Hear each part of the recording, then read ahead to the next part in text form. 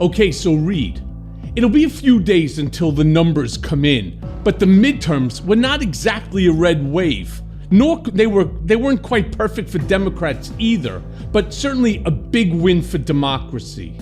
People showed up. Gen Zers showed up. People of color showed up. It was really fantastic. Now, there were some important wins here, especially in Pennsylvania, but the real loser, in my opinion, is Trump. So big shit. He got Vance over the finish line in Ohio, but he fell short in lots of other places. Is this a good sign that he's losing his grip on the party?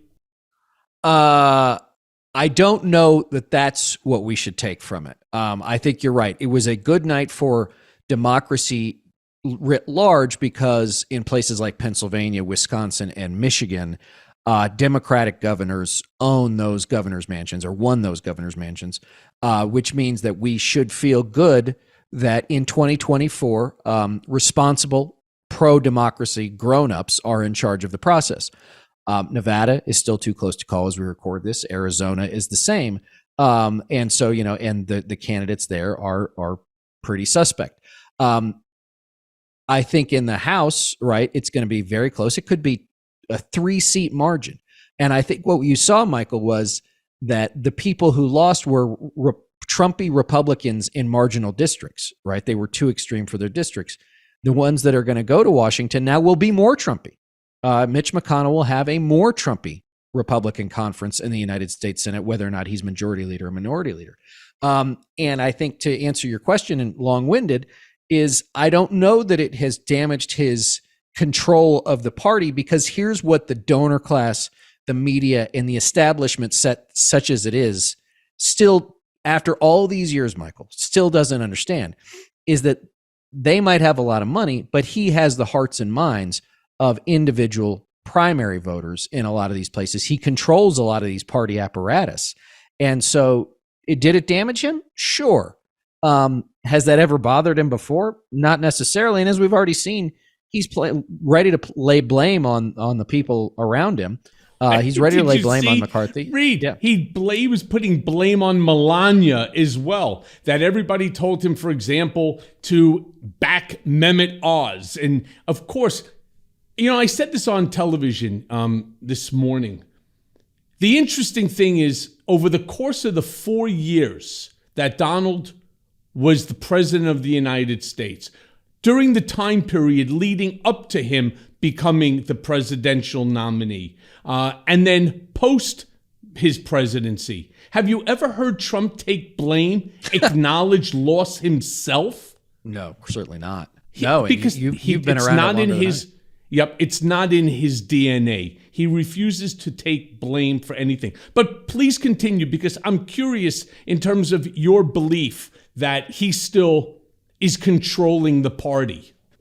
This is the thing, is that, again, let's go back to the people who are going to win, right? Let's say that Carrie Lake does beat Katie Hobbs in Arizona. She is, Trump 1A.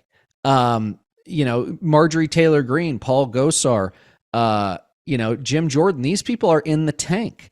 A lot of these local officials, right, they're in the tank. A lot of these legislatures in red states, they are more conservative. Let me say this. They're more MAGA than they've ever been, because they gerrymandered the hell out of everything, right? So a lot of the states that he counts on, mostly the old Confederacy, places like Florida and Texas, Iowa, Kentucky, right? These are not, West Virginia. These are not moderate states. These are not states controlled by, quote unquote, old line Republicans.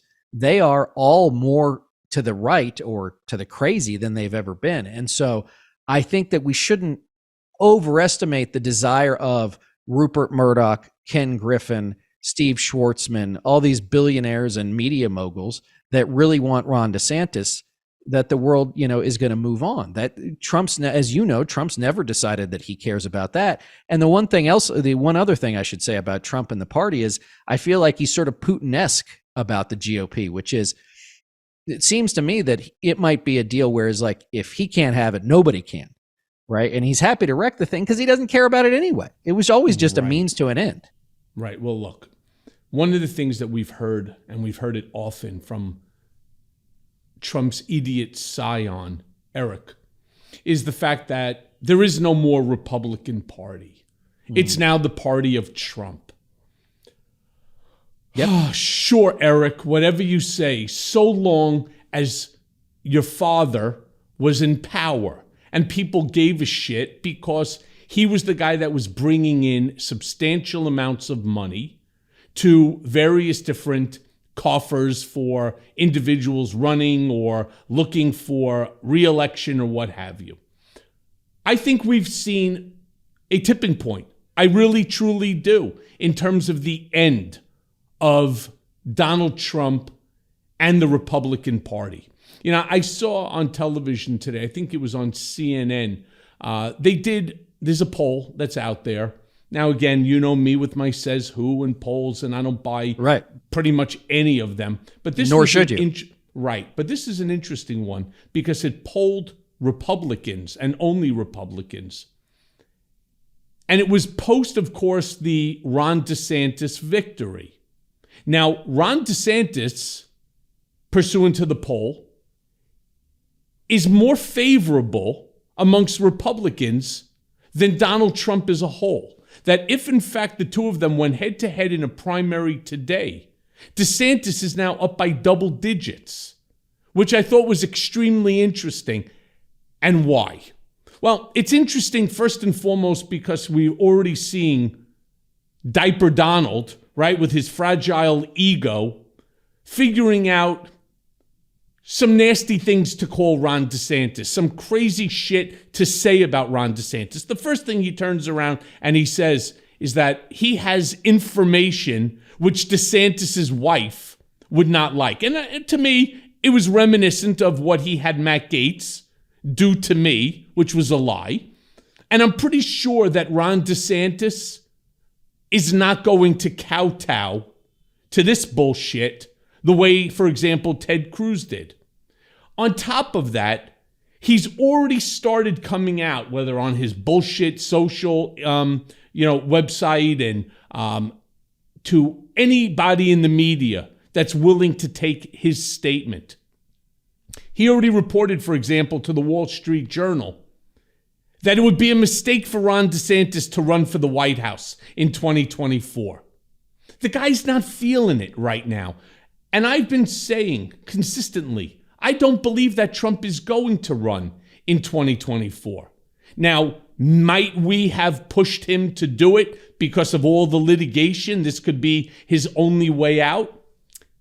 Possibly, but not when you have, for example, the statistics showing that based upon his favorability, which is only about 30% of the Republican Party, which comes out to something like maybe 25%, 26% as a total, he can't win a general election. He just cannot. That's true. And that's so true. His fragile ego cannot allow him to be a two-time loser. So run with this for me in terms of your thoughts. So there's a couple things. One is to your point about surveys, right? Just always take them with a grain of salt. They have been consistently wrong for now, the last four election cycles, right? 2016, 2018, 2020, 2022. So like the polling business needs to get its act together. I think also there's a part of this, Michael, which is I think that media companies are desperately afraid of not making the mistake they made with Trump. So I think they oversample Republicans.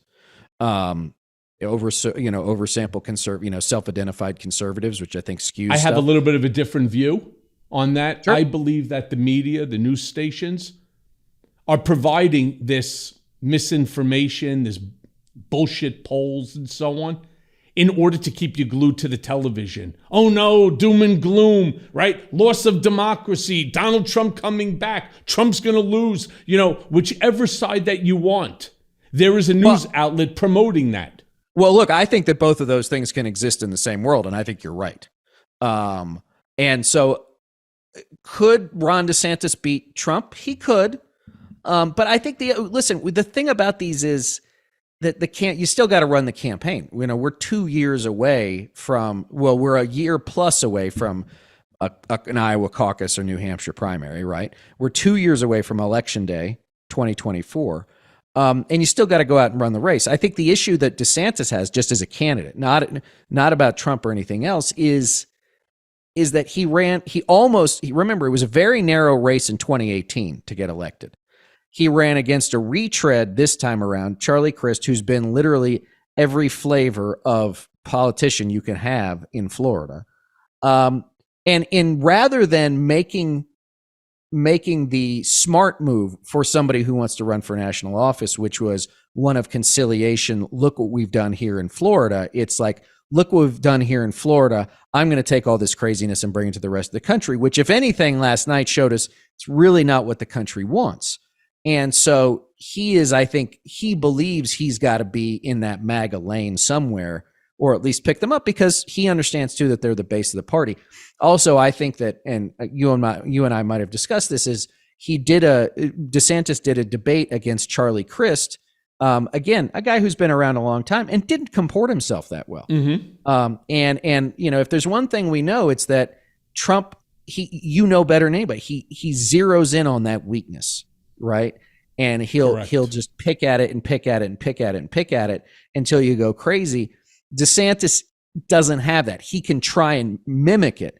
But what Trump has naturally, not only DeSantis, but all these other guys are just trying to make up as they go along. And so I think if it were one-on-one, could DeSantis beat him? It would, potentially. But if it's Trump, DeSantis, Pence, right now you start to striate that field, it gets harder for any one person to take him on. And so I think, Michael, from my perspective, it's his party and it's his ball game until it's not. And nobody would be happier than me to see me be wrong, right? I'd love the guy to disappear. But I don't think we're likely to see that. Right. And as I'm sure, you know, I've been pretty consistent in terms of my views and where I think things are at. I don't still think he announces that he's going to run. I also believe that DeSantis is no choir boy. Ron DeSantis is no Ted Cruz that's going to allow someone to make these statements or these accusations and then come back from those nasty statements just to kiss this guy's fat ass. That's not who Ron DeSantis is. Ron DeSantis is a guy who likes to play in the mud too. So do I agree with you that, you know, it would be more difficult? Look, we already know that if Trump announces, Liz Cheney's going to announce, right? We also know Pence is going to announce. We also know that there's going to probably be at least another half dozen, if not more, people who are looking to run. And I don't believe Trump's popularity is big enough in order for him to pull off the primary. I really don't. And I think he's so wounded now with these dozen lawsuits that are constantly beating him over the head, right, that I truly believe the Republicans turn around and say this: we've had enough. Every single day since you started has been fucking chaos to us. We lost the White House, we lost the House, right? We lost the Senate, all under your leadership. You really effectuated nothing while you were in office, and now you want a second chance. Why? Because, you know, you want to continue to promote your big lie because you want to get out of litigation. I think there's so many Republicans out there, including members of Congress, that today may be bullshitting and saying, you know, look, if Trump comes back, yeah, we would endorse him. That's if he's the nominee. But I believe that they want, as they wanted in 2016, they want somebody else. I think they want to regain control of their own party. Listen, I tend to agree with you on some of that. I think that we should also think about the people who wanted the control back of the party in 2016, 2018, even 2020 are markedly different than the people that there are now.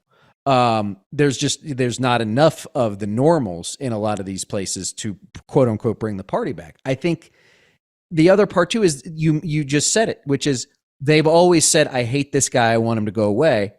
They had their opportunity in January and February of 2021 to ensure that he could never run for public office again. They made sure that he could be excised and ostracized from American political life by saying, enough is enough. We will not participate with someone like this. Mitch McConnell, what does he do? He could have found the 17 votes in his conference to convict Donald Trump in his second impeachment and make sure the man could never run for office again. He didn't do it. He voted against convicting him and then came right out and said he's responsible, right? So none of them have shown, in my mind, to this point, the intestinal fortitude or the balls, frankly, to stand up to the guy. And until one of them does, and doesn't end up, skewered like Cheney or Kinzinger or the other 8 members of Congress who voted to impeach him, I'm just not buying it. I want it to be right as much as you do. I want it to be true as much as you do. These people have shown no spine. It is a party of Trump and a bunch of invertebrates. Yeah. Well, listen, I won't argue with you about that, but I do believe that Ron DeSantis is coming out swinging. He's not going to sit back, and there's so many others that will finally just take the shot. That's my opinion, one way or the other. But let me move on and ask you this then, Reed. How much of a factor was Biden in this term? Because some pundits are saying that he's going to end up being one of the most successful modern presidents. But did he help or did he hinder the Democrats that were running? I think he helped. Because I think that for a fact when a president doesn't help, because nobody wants him around, and that's how it felt at the beginning of the year, right? Remember Stacey Abrams, who just lost a second race in Georgia, famously when he came down to celebrate I think it was the signing, it was either a Martin Luther King event or the signing of the Voting Rights Act, very pointedly chose not to be on the stage with him that day. I think that he has probably raised a lot of money. He has probably been out in the places they needed him to be. He's probably stayed away from the places that they asked him not to come. And the stuff about, being a grown-up, being normal, all things considered, I think has been helpful. And I think his commitment repeatedly to understanding that democracy was on the line, saying it in a major speech in September and then saying it again this past week, I think was important as a unifying measure, because I don't know that there was a person or a message that could unify like that, because democracy allowed him and, Democratic candidates to unify a whole bunch of personal liberty issues under one umbrella that people could understand. Yeah. Well, look, I mean, he's had a lot of legislative wins. Yes, and he's had a lot of other successes as well, like the extrication from Afghanistan, from dealing with COVID. We're now dealing with this flu-like COVID symptom that's some new variant or strain and so on. Right. But for the most part, are you seeing the death meter anymore at the bottom of your television screen? Right? I mean, could you imagine under Trump how many more dead Americans, how many more Americans will not be at the dinner table enjoying family occasions, weddings, right, birthdays, anniversaries, etc.? This is a win. On top of that, he also was extremely active with the COVID relief package in terms of getting that, and Ukraine, in terms of ensuring that Ukraine has a fighting chance against Russia, which the Russians are on the run. They're literally on the run. Which is, of course, all about the preservation of the idea of democracy. So, Biden has some real wins, but I do have to tell you, I hear this from friends of mine who are really left-leaning Democrats and so on. I hear it from moderate Democrats and also from, Democrats that are almost like Republicans. I hear it from all three sides. I hope Joe doesn't run. I think he's a really super good guy. I think he's an empathetic guy. I think he's doing good things for the country. But then they look at him and they say, he's just too old. And, they start talking about certain things that he says or he doesn't say, some missteps in words, as if we all don't have missteps in words regardless of age. Right. And then they just say, I hope he doesn't run. We need new blood. Every election should not be the octogenarian white male running. We need more of like a Zelensky. And I also believe that that's going to help DeSantis in terms of people's decision. He's young. He's healthy. He's not obese, he's not sitting there making up words as well, or trying to overthrow the government.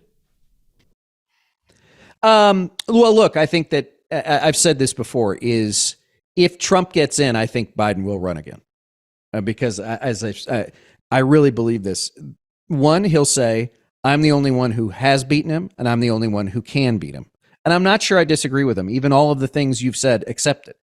Secondly, when you're the president of the United States, you've just had a much better, again, not perfect by any means, but much better midterm election night than anybody thought you would.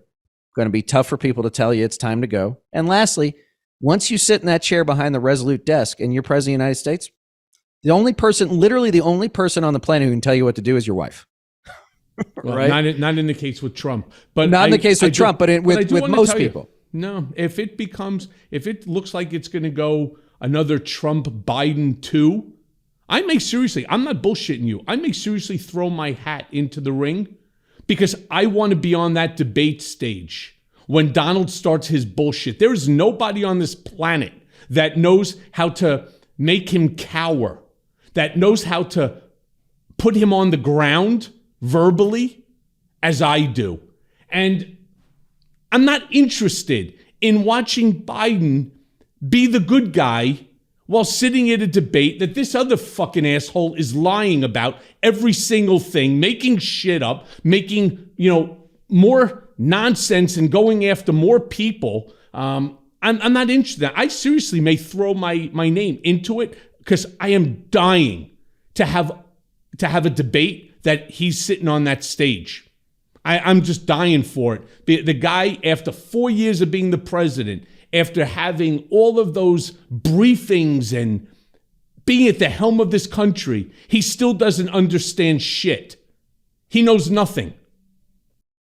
Well, but he doesn't care, right? So he understands nothing, he knows nothing, but he's not burdened by the emotion of empathy or sympathy. No, he's not. But what he is burdened by is someone beating him at his own game, right? Being the bully in the playground, which is where he thinks he owns. Yeah. And Joe is not capable of doing that. No, but Joe, but remember, go back 2 years, Biden successfully fended that off and he did almost the one thing that you have to do to a bully, who's not physically going to attack you, which Trump looked like he wanted to do, which was he didn't take the bait, right? He didn't take the bait, and Trump ramped it up and ramped it up and ramped it up and ramped it up to try and get him. And eventually Biden said, "Would you shut up, man?" Right? And that became the thing. And then of course the second debate didn't happen because Trump had COVID. And and look, here's the other thing too, Michael. Let me just say this is if there's one thing we've learned is that none of us know anything about what's going to happen. Things happen so often, right? So fast. You talk about these black swan events. Like we live in a pond of black swans now, right? The white swan is the one that like, you're like, hey, look at that. That's the anomaly. Normalcy is the anomaly right now. And so I think that, Biden will be the oldest person to serve and to run for president if he does it. But I think that there's a level of constancy, consistency, decency that he brings, even if he's not everybody's. Remember, he wasn't the majority choice in 2020 either, right? He was the consensus choice when the party had to make a decision about whether or not it was going to go with Bernie Sanders or someone they thought could win. And they roundly said Joe Biden's the guy we thought could win. Yes, but that was in order to offset the chaos that Trump had brought. The American people, I believe, for the most part, have forgotten just how chaotic Trump was every single day. Yeah, you'll remember, the COVID. You'll remember I know, his but that's why guys conversation like in us Helsinki. exist. But the problem is, every single day of his presidency, there was a lie told, at least one, if not more. Every single day started at 5:36 a.m. with some wackadoodle tweet that created a news cycle and chaos. So people were anxious. We all had that Trump derangement syndrome, Trump fatigue. And that's where Joe came in. But after 4 years of taking a breather, and now the economy, and, taking a look at gas prices, and,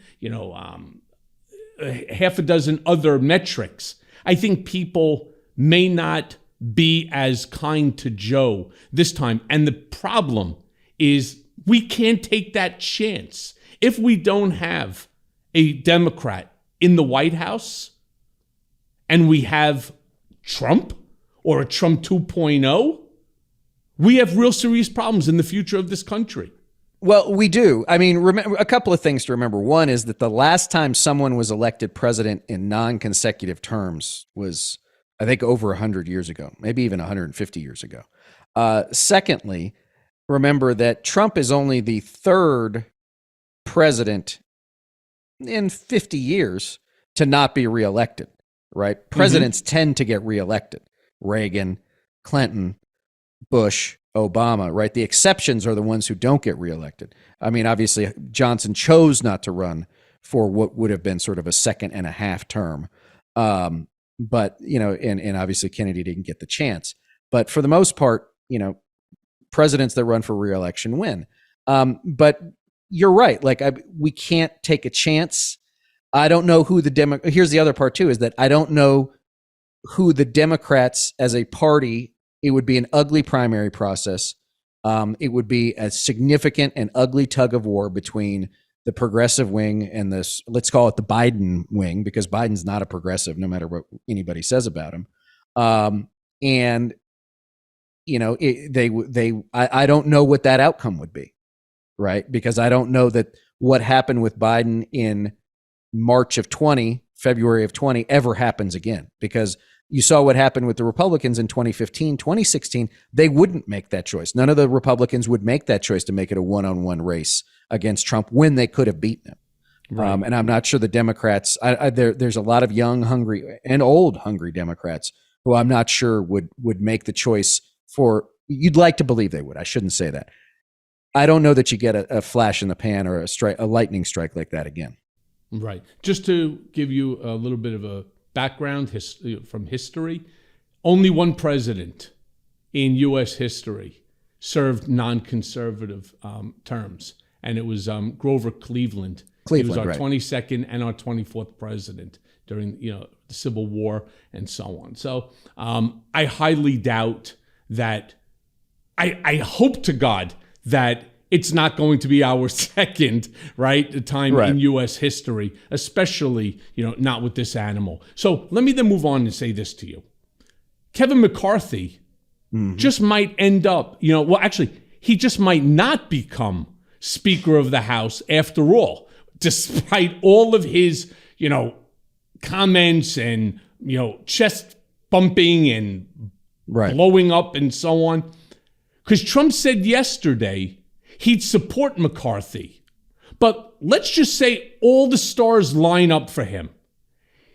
He'll still have the Freedom Caucus to contend with. So maybe, I would say he has to be careful what he's wishing for.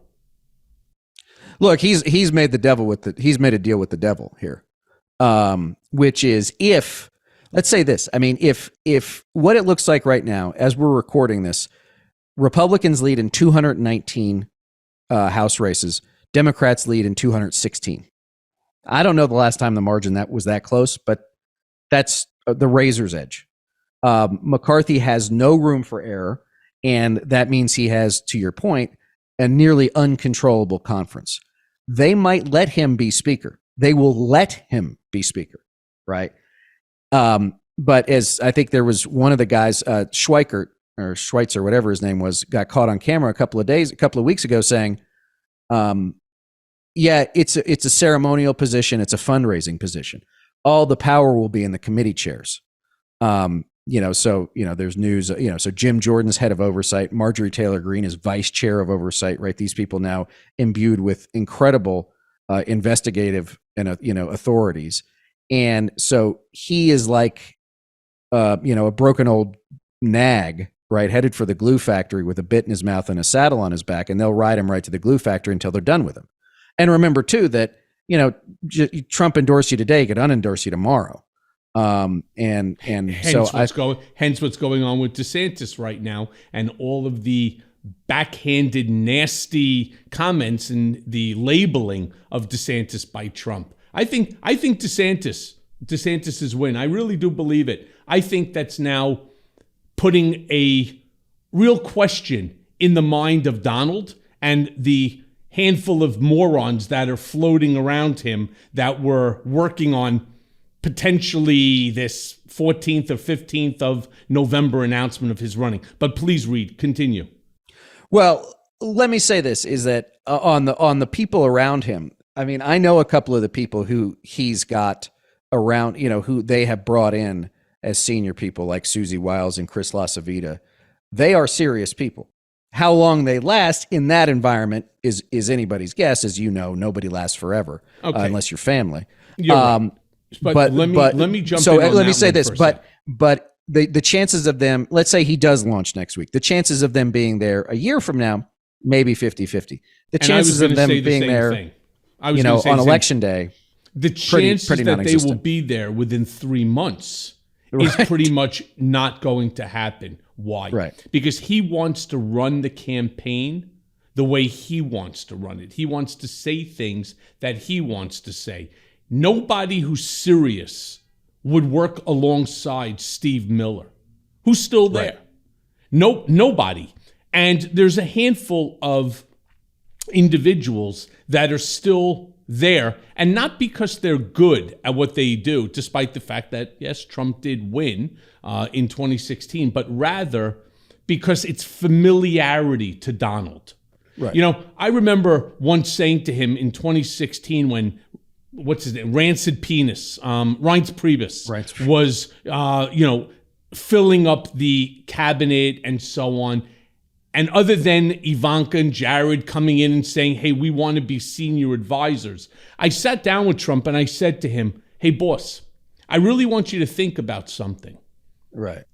Reince is out there filling up the entire inner circle for you, but you don't know any of them. Right. Not one.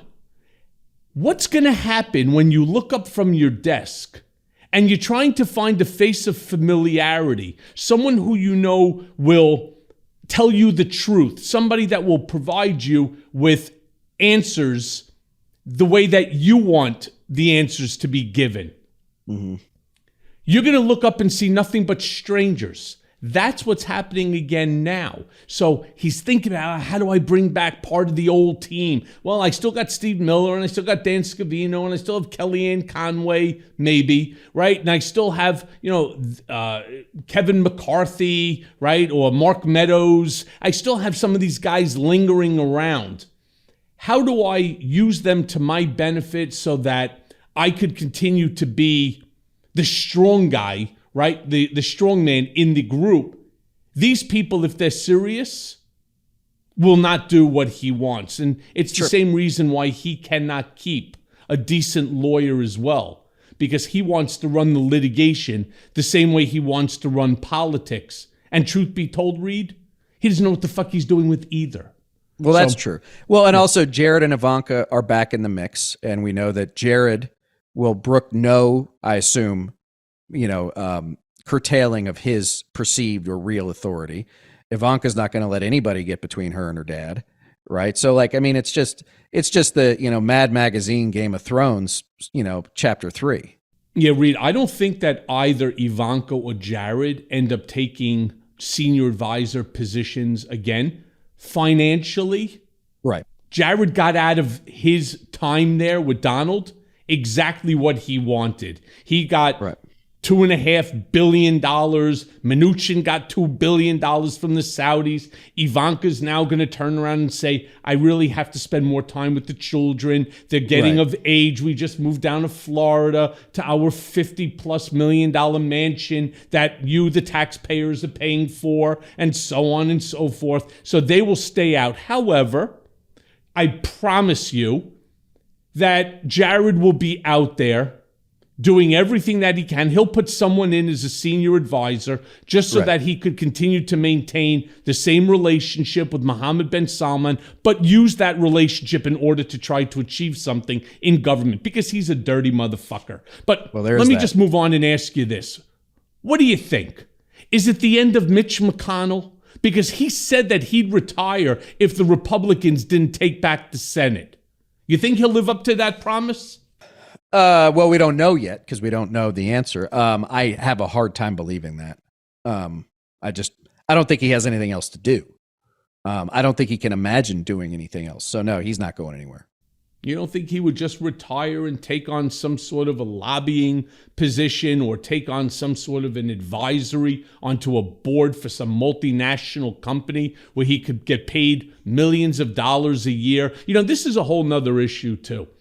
I have no problem with someone like Mitch McConnell joining an advisory board, doing, for example, like what Hunter Biden did for Burisma. Everybody's like, oh, what the fuck does he know about oil and gas? You don't have to. Not everyone there is an expert in oil exploration or, gas drilling or what have you. They put people on boards. Look at most corporate boards of directors. Those people have no relationship to the corporation or the industry they're serving on. Correct. It's all about name recognition. And you know what? Good for Hunter for taking on that role, as long as he didn't go to his father and talk to him about doing things in order to change American policy. Because that would be, that would be lobbying. That would be acting as a foreign agent. Right. And everybody is so confused about that whole term. I mean, look at what just happened, for example, with Tom Barrack. Tom Barrack was being accused of doing what? Acting as a foreign agent. Right. And he won. He won here in New York, which is not Trump territory, but he won. And he won because he was right. He was not acting as a foreign agent. Okay, did he know Donald? Did people know that he knew Donald? Did people know that he was the head of the Presidential Inaugural Committee and that they have a relationship, that they've known each other for years? They're not friends, but people knew that. And so they wanted the access to him. But this guy's been doing exactly what he did with the Gulf Coast countries or the Emiratis or wherever he was getting money from. He's been doing this for like 35, 40 years. And this is the problem. It's these types of stupid cases that give Donald Trump additional power, where he says, oh, it's a witch hunt, it's a witch hunt. Now they're going after my friend, right? No.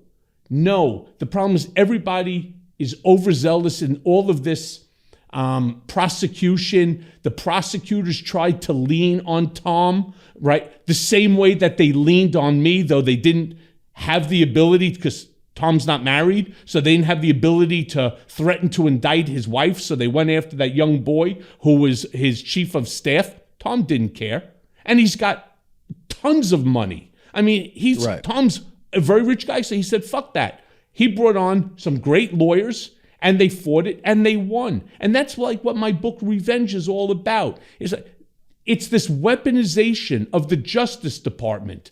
That shit has to stop. We don't need to charge Donald or anyone with every single thing that comes out there, right? Especially the stuff that's not illegal, like shit that I never tax evaded, as I talk about in my book. I've never tax evaded. I never misrepresented shit to any bank, ever. I've never owed $1 to any bank or any individual, ever. And I talk about it at length in Revenge. And I implore everybody listening, you got to get the book. You have to understand the true story of Michael Cohen, because what it does is it sends a predicate for what the next authoritarian wannabe can do. And I promise you, Reed, people like yourself, You're on the enemies list because you speak the truth. You speak truth to power. They don't want that. My book, Revenge, is the playbook that people need to read to understand what's coming at you and how to avoid it. But look, these are all the problems.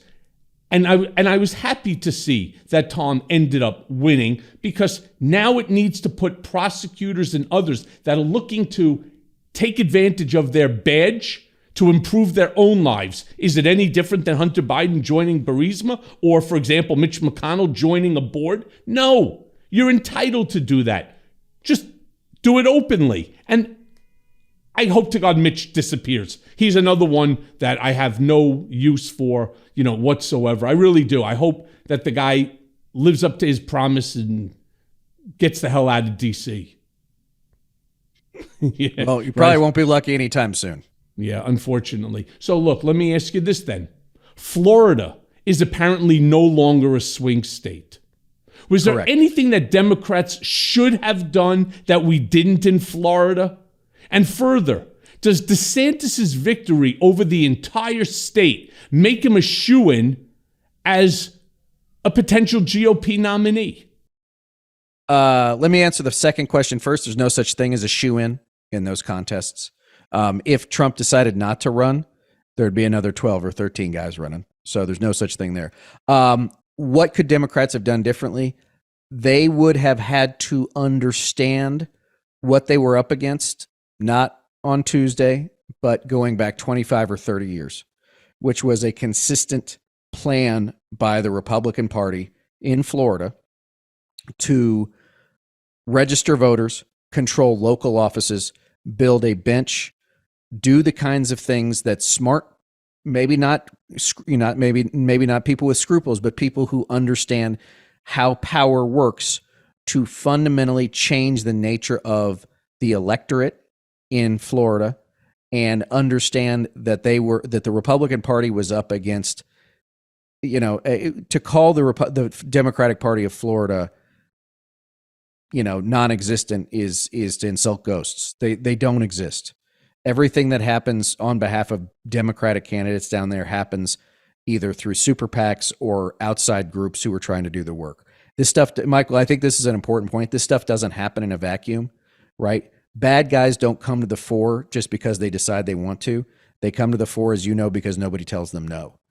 The Republicans have marched through Florida because they had a plan to do it, and they executed against that plan year in and year out, election in and election out.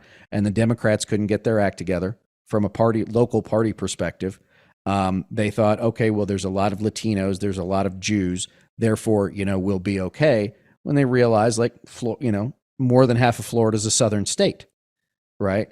And that, there's a lot of Jews down there who associate with Israel. There's a lot of Cubans who have been conservative. And so, it's not an easy thing. And so when you're running against a party who can't or won't get its act together, is it easy? Nothing's easy, but it's certainly more doable. And I think we saw, and here's the other part too. And then the Democrats put up a former Republican who's already been governor, who's already been a member of Congress and everything else. When they had a perfectly serviceable, nominee in Nikki Fried, and they chose to go with the old guy. Yeah, Charlie Chris, I agree with you. I was going to bring up the same point. They're just recirculating the same guys over and over again, thinking, he did it once, he could do it again. What they should have done is brought in some young person with a lot of personality, a lot of ideas, well-spoken, etc. And then even if that person lost to DeSantis, which they probably would have, you build the name recognition up for the next race. And especially if hypothetically DeSantis leaves because he's going to run, this would have opened up another opportunity. But too stupid. So look, let me ask you this then. Now that we're here, how can we combat the big lie? Is there any common ground to be found with Republicans as long as they are election deniers and like 2,000 mules type disinformation? What do we do? Not with those candidates. Absolutely not. There's no compromise with those people. They must be defeated politically, electorally, and otherwise. But I think the good news is, and one thing that we at the Lincoln Project have always seen, is that there are Republican voters who will come across the line to vote for a Democrat, an acceptable Democrat, I should say, to do the right thing. We saw that in 2020 when a lot of, thousands, tens of thousands, maybe even hundreds of thousands of Republicans either voted for Joe Biden or left Donald Trump blank. I think we saw a lot of that again on Tuesday in those places where it made a difference. And that's the thing, Michael. We don't need every Republican to leave the Republican Party and vote for a Democrat. In this time, we just need enough. And so I think that, if I don't know how many candidates, Republican candidates, or let's say office holders, people in office, are going to go against the big lie. They'll probably just try and ignore it. You saw that, look, Mitch McConnell, let's bring McConnell and Trump together. McConnell and Trump would have done both of themselves a favor if the guy in New Hampshire, Bolduc, right? He ran as an election denier. After he got the nomination, realized that probably wasn't a popular deal in New Hampshire, tried to walk it back, pissed off the MAGAs, and he lost. The guy O'Day in Colorado, right, ran as a normal Republican, was given Michael Bennet, not a run for his money, but a pretty good race. Somebody asked him about Trump, and he says, I'm not going to talk about Trump. I'm just trying to run my own race. And Trump says, that guy's not with America First. That guy's not MAGA. How many votes did that cost O'Day? Probably enough to beat him. And so, I think that, and remember too, that in a lot of these states, not to get too nerdy on you, Michael, but these are closed primaries, right? If you're not a registered Republican voter, you're not allowed to participate. Well, who participates in primary elections? The activist class, the true believers, the people who say, I want control of the party. I want to be the one who decides who's going to go to office. And that's where, especially in a lot of these states that are gerrymandered, that's where all the action is. And that's what you're going to see. Yeah. So let me then ask you this question, right? So Tim Ryan screamed during the entire election cycle that the Democrats were not taking his race against J.D. Vance seriously and not giving him any money. And that panned out. So why didn't they back Ryan, especially since Vance is such a weak candidate? I did not have any conversations about that. My guess is that they thought it's Ohio, right? And the difference, let me say this, the difference between Florida and Ohio up until Tuesday was a lot of Democrats still thought Florida was winnable. It was a swing state. They'd already written off Ohio as a red state. Was Vance a weak candidate? He was. And he ran a poor campaign with hardly any money, and he still won by a pretty healthy margin. Do I think that if the Democratic machine had brought in tens of millions of dollars, it would have made a difference? Maybe. But and I think that, and let me say this, I think Ryan ran a great campaign and he was the right person for that race. But occasionally you run great races and you lose because the fundamentals are just against you. And I think that's what happened to Ryan. Could he have used an extra 50 or 60 million bucks? Sure.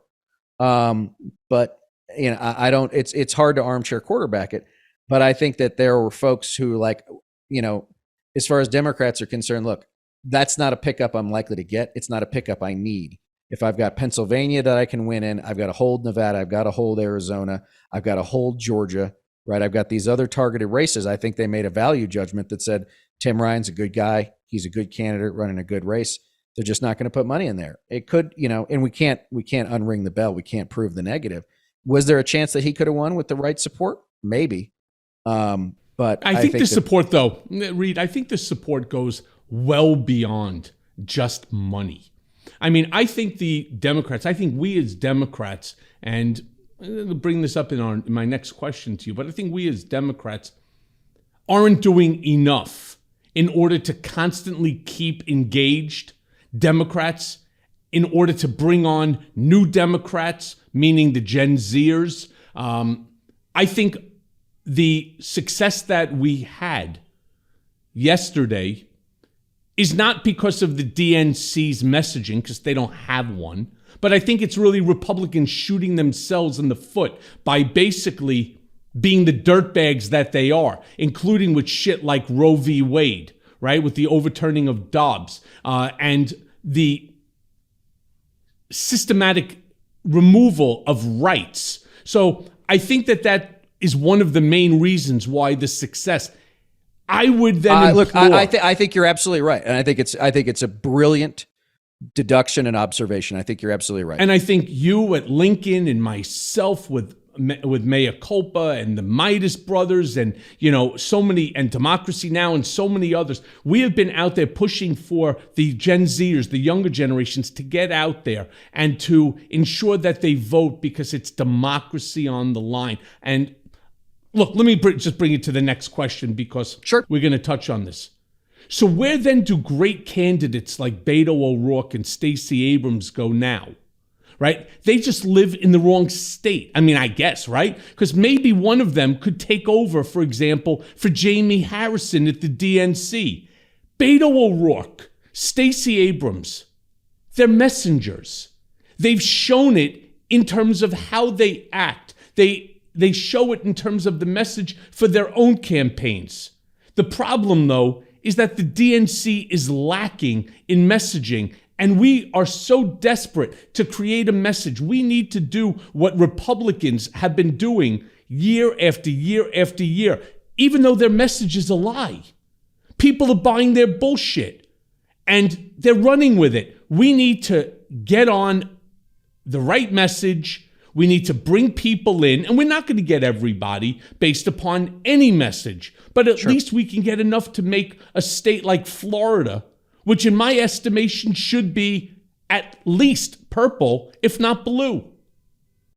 Look, I think you're absolutely right. I mean, I think the thing that I think a Stacey Abrams, and losing candidates reflect, right? Some reflect on what went wrong, what they could have done differently, what they could have done better, and make a value judgment on whether or not they want to do it again.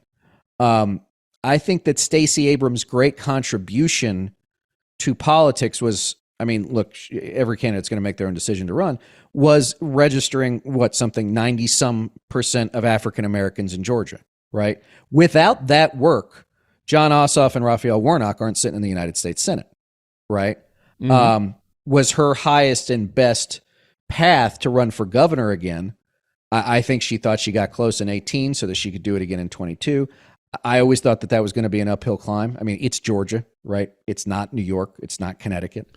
Because again, Reed, we didn't invest a fucking penny over the last 2+ years in Georgia promoting her, promoting the Democratic ideology. There is no message for them to promote. And so just sticking somebody in there and then trying to throw money at it when it's too late, it's just a losing battle.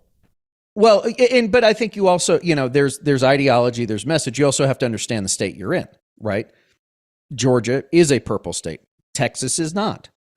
Right? And federal races like, Beto came very, very close to beating Ted Cruz for a variety of reasons, didn't get over the line.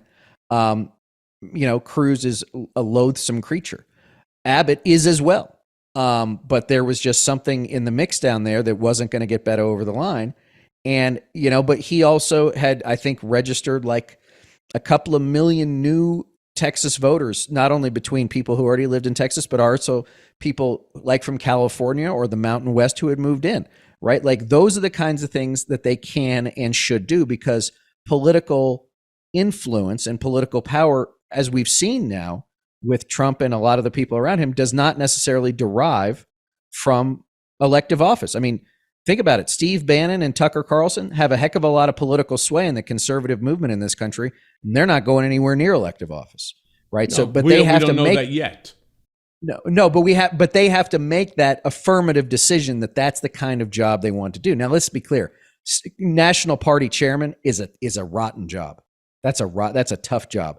Most of the time, you just got the White House telling you what to do, right? Like that's the job.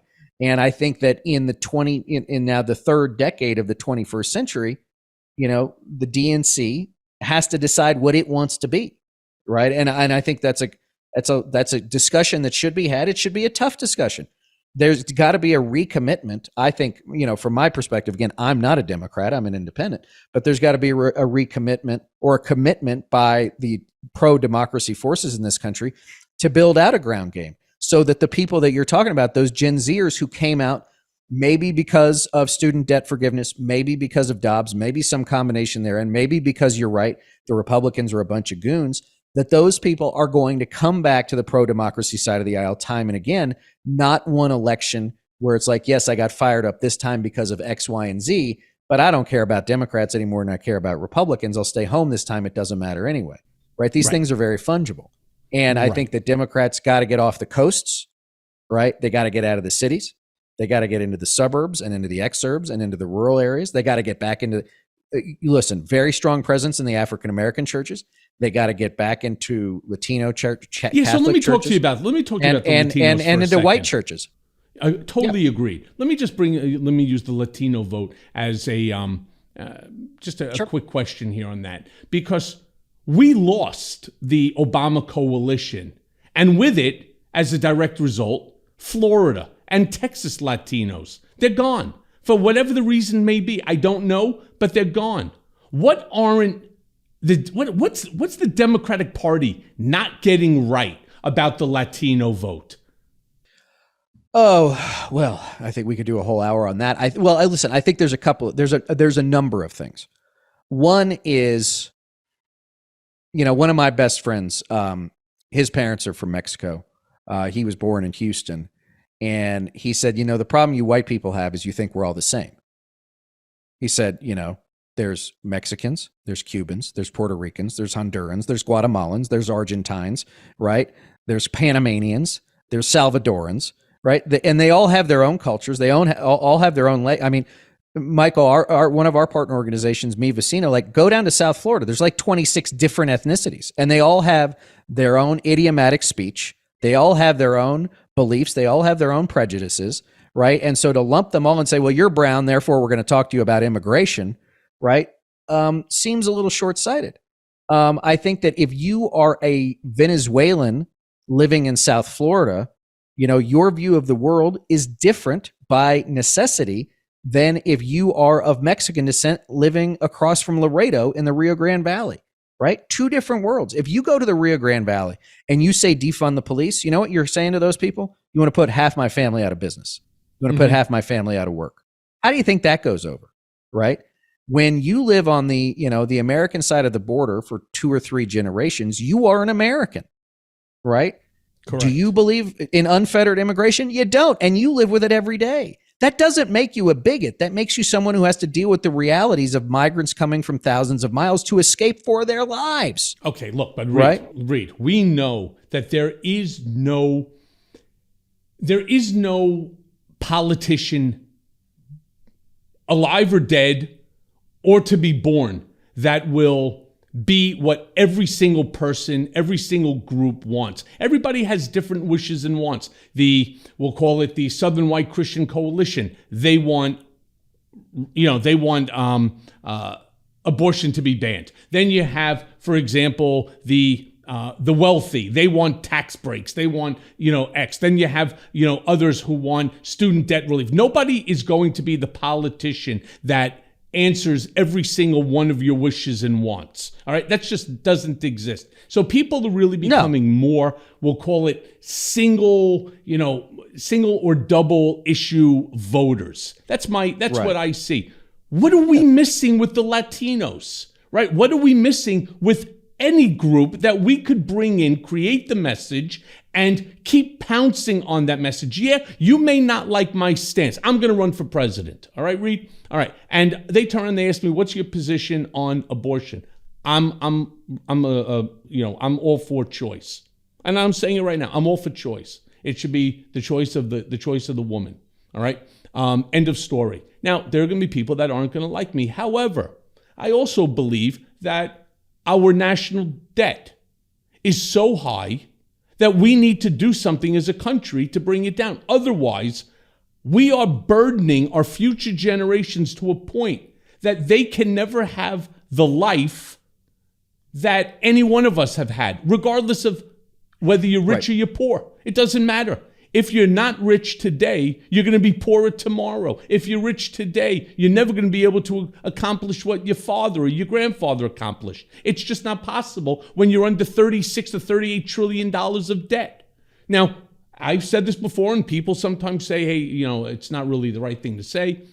We have to figure out how to tap into the 360 billion barrels of oil that exists in this country. And we own the market. We don't need to kowtow to the Middle East. We don't need to ask Saudi Arabia to do shit for us. All right. In fact, we have so much oil, motherfuckers. Why don't you start sucking that shit and drinking it because you need to get it out of the ground? But in the same time, we don't need Russia to get rich off of oil. We could control our own destiny. And what we know is in X number of years, 1 decade, 2 decades, we're not even going to really rely on fossil fuel anymore. It'll all be battery. It'll all be like Teslas and all of these other, vehicles. We'll use very little that we can't produce. And we need to bring business back. These are the things that we as Democrats need to start putting together so that we could bring these folks back, because we need them. We are legitimately, the Democrats, the party of democracy. And I know people say, oh, come on, both sides. It's not true. When you are an election denier, when you refuse to hold Trump and others accountable for an insurrection on our Capitol, when you want to turn around and tell a woman what she can and can't do with your body, next it's going to be Obergefell, they're going to do same-sex marriage is going to be gone, and then it'll be interracial marriage will be gone, and so on. And once you lose these rights, I say this all the time, once you lose these rights, you never get them back. But let me ask you this on the last one, because the hour goes by quick. And this will be my last question to you, Reed, then Sure. I leave you alone. I believe that the people have spoken on issues like abortion. All right, California, Vermont, and Michigan, they voted Kentucky. They voted to enshrine abortion rights and measures in several other states, that are currently pending. But as predicted, Americans are by and large pro-abortion. So where do you predict that the fight goes now? And how do we use that fight in order to, again, bring in more Democrats to the party, to increase the movement that Lincoln Project does, that Mea Culpa does, that Meidas does, and others? I think that, look, I mean, the Supreme Court has said that it's going to go to the states, right? So, you're going to have to elect candidates, Democrats, to places like the House and the Senate and state legislatures and governors, who will enshrine individual liberties like that. It's not going to be the same in every state. It was never meant to be. I think that it is a fight that will continue, but I think that Democrats have to understand and I say this broadly too, is you have to go to where people live in the context of the fight you're in, right? The fight for choice was a 40-year fight. They lost it at the Supreme Court, right? It's going to be legal in a lot of states. It's going to be illegal in a lot of states, and people are going to have to account for that.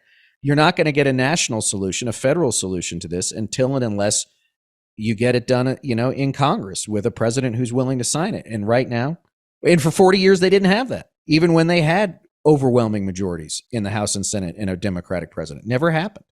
And so I think that it has to be part of a broader, I think you're right. People say, oh, democracy, democracy, democracy. This is all about individual rights. I totally agree with you, which is, how is it that I am able as an American to live the life I want to live as I see it, right? That doesn't bug other people. Because this is the thing about the Trumpies and the MAGAs, right? Is they want to live however they want to live. But Michael, they want to tell you how to live too.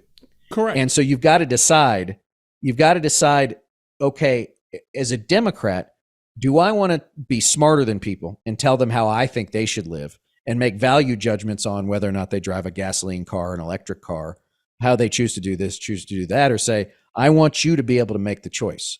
If you're pro-life, like in your family, that's your choice, right? I'm not, but you get to make that choice, right? Exactly. Not the government.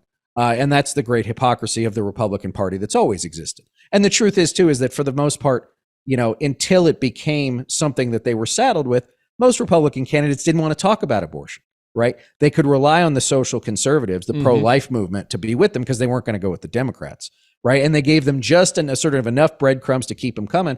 And then, oh, by the way, it caught up with them. And that's why you saw so many candidates, Republican candidates this year, scrubbing their websites when they realized how unpopular it was. Exactly. So do I think that is a continuing motivator? I think it is. but Democratic candidates are going to have to say, and they're going to have to say it in a way, Michael, whereas I think the majority of Americans are pro-choice. I agree with you. The majority of Americans are not pro third trimester abortion. They are not pro abortion on demand. Right? Understood. And Democratic leaders and activists have to accept that as truth, or at least, I don't know if it's a fact or truth, but as a belief, right? That a lot of their coalition, which is diverse, and the diversity should be its strength, is not more socially conservative than progressives, but is more culturally conservative. Which the average African-American family, the average Latino family, the average Asian family, right? Even maybe the average, Anglo family, they are more traditionally, culturally conservative than someone who lives in Brooklyn in a bright blue district. And you've got to be okay with that. And if you're not going to be okay with that, people are going to say, I'm with you this time because I don't like those other guys. But you're not giving them a positive reason to come out and decide that I want to be a Democrat. And that's, I think, a discussion that has to be had. And that's all about the messaging that I talk about that is not coming out of the DNC as it needs to. So Reed, you're the man. Thank you. Thanks to Lincoln Project. Keep doing what you're doing, right? We're making strides, and that's so I certainly recommend, obviously, take a look at the website for Lincoln Project, see all the great things that you guys are doing. Keep it up. Share this episode of Mea Culpa with all your friends. It's important. We got to keep building on this movement, and let's get together. Maybe we could sit down with Jamie Harrison and try to show them, some of the ways that Lincoln Project, with their videos and their other work, to make it successful and to ensure that, like I said, democracy prevails. Reed, thank you. Thanks, Michael. Always glad to be with you. Be good, my friend.